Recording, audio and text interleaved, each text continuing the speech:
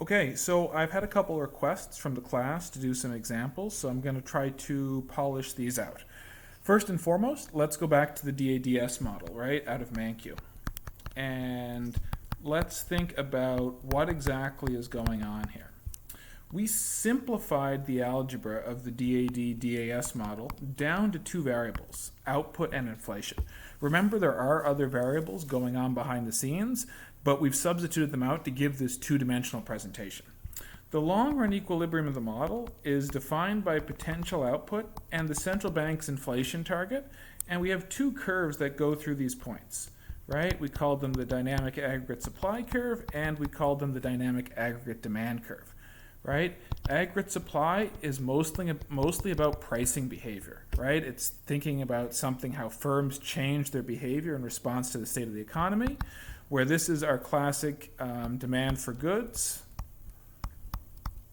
And it's also, right, our central bank. Remember, there's a dynamic central bank in Mankiw behind the scenes following a Taylor rule. And because it's following that Taylor rule is the reason that we can sort of sub it into the model. So the first example I want to think about is potential output increasing. And potential output increasing is kind of weird because it's not a shock, right? We know that in the long run equilibrium, we're going to move here, right? We have to get eventually to this long run equilibrium of pi star and the new potential output, but do we jump there immediately? The answer is yes. Why do we jump there immediately? Well, think of the aggregate supply curve, right? My aggregate supply curve takes a functional form that looks something like this, right? It says that inflation is set based on the output gap plus the supply shock, right? There's my supply shock, and my output gap is right here. Well, what's the output gap at the new potential output? The output gap at the new potential output is 0, right? If this is equal to 0, if the supply shock is equal to 0, then at the inflation we should expect today should be, right, the inflation we get yesterday. No. Sorry about that. At y bar. The aggregate supply curve consequently shifts over to go through this point.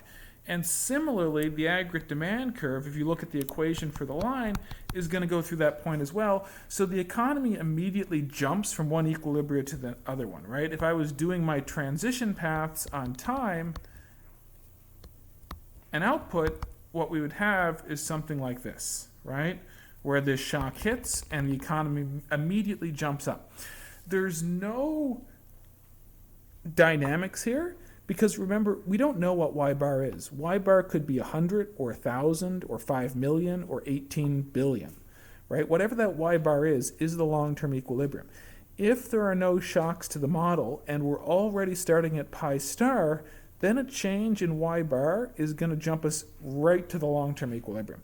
However, if we weren't already at pi star, and we were thinking about the dynamic aggregate supply curve, remember that the dynamic aggregate supply curve is going to price according to last period's inflation. And if we start off away from pi star, we're not going to jump to pi star right away. We're going to jump back. But here, as long as y bar is increasing, nobody's expectations of inflation are distorted, right? It was pi star last period. Everyone's expectations are still consistent with y bar, whatever that y bar parameter happens to mean. And as long as nobody's expectations don't get distorted, the goods market is still clearing at the long-term equilibrium like always.